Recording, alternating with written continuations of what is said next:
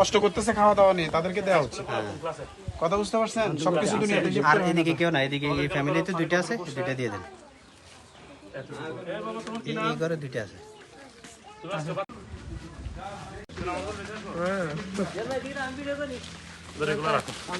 টাকা দিয়ে রাখছি না।